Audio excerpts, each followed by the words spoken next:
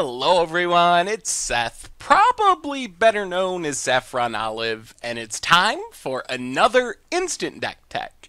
So as you know, Monday means it's Modern Monday here in Instant Deck Tech land, and we have a really unique aggro deck to look at today. This is Temur Prowess.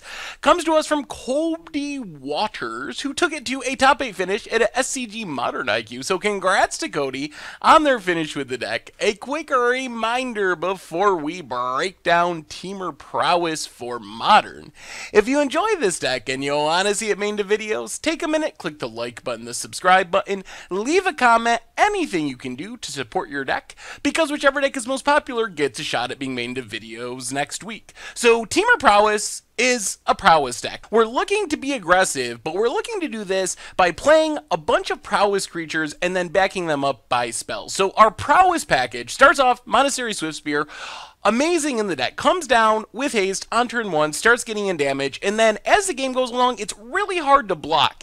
One of the hardest 1-drops to block because our opponent never knows if we have mana up, if we're going to cast a couple spells, make it a 2-3 or a 3-4 and eat their blocker, so it gets in a lot of free damage that way. Storm Chaser Mage, only a 1-of, but also good at getting in free damage with Prowess since it has flying, making it even more difficult to block.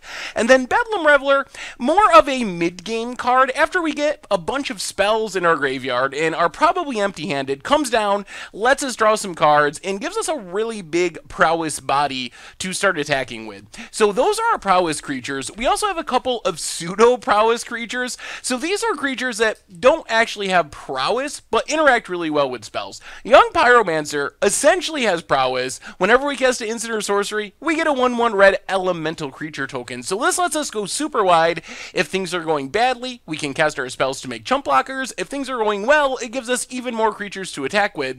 And then Snapcaster Mage gives us the ability to recast our spells from the graveyard, which obviously isn't Prowess by any means, but it triggers our Prowess abilities again. So the ability to Lightning Bolt, Snapcaster Mage, Lightning Bolt is good no matter what, but it's even better when you have a bunch of Swiftspears and young Pyromancers on the battlefield to benefit from the spells being cast a second time. The rest of our creatures are a couple of 3-drops. We have Goblin Rabblemaster, lets us go even wider with tokens, can win games on its own if our opponent doesn't have any blockers or removal spells, and then Vendilion Click, just a 1-of, another flyer, lets us kind of thought seize our opponent, so to speak, get rid of something important from their hand and keep attacking in the air. The unique part of this deck, and the main reason it's Temur, is Traverse the Ulvenwald. Traverse, as far as I've seen, hasn't really been played in a Prowess deck before, but it's amazing in this deck. So if you think about Traverse, it's a 1-mana spell, which is already great. It's 1-mana trigger Prowess,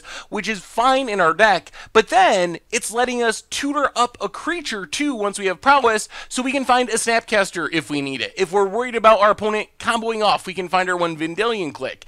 If we need to refill our hand, we can get a Bedlam Reveler. If we just want to keep beating down, we can get a Goblin Rabblemasters. So there's so many sweet targets for Traverse. We can always flash it back with Snapcaster Mage for even more value, and we're triggering Prowess along the way. As far as the rest of the spells, we get a bunch of different burn spells, 4 Lightning Bolts, 2 Fork Bolts.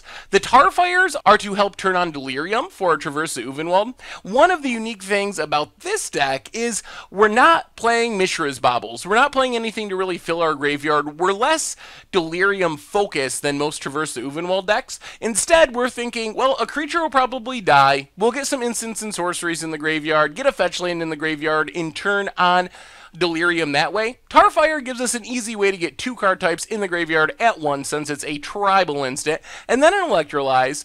And then we have Serum Visions and Thought Scour, ways to set up the game in the early turns, also triggering Prowess. Thought Scour fills the graveyard for Delirium, for Traverse.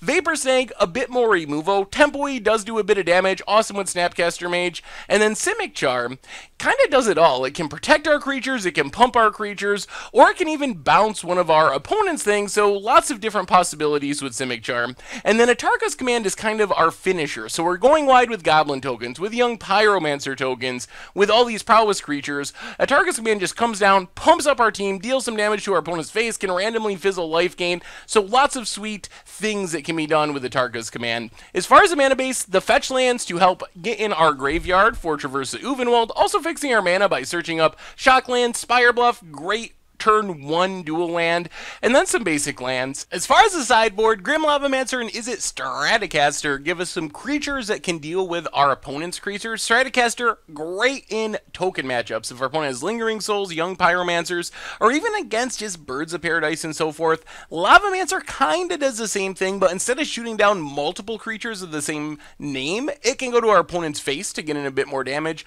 Rexage, good tutor target if we need to kill an artifact or enchantment.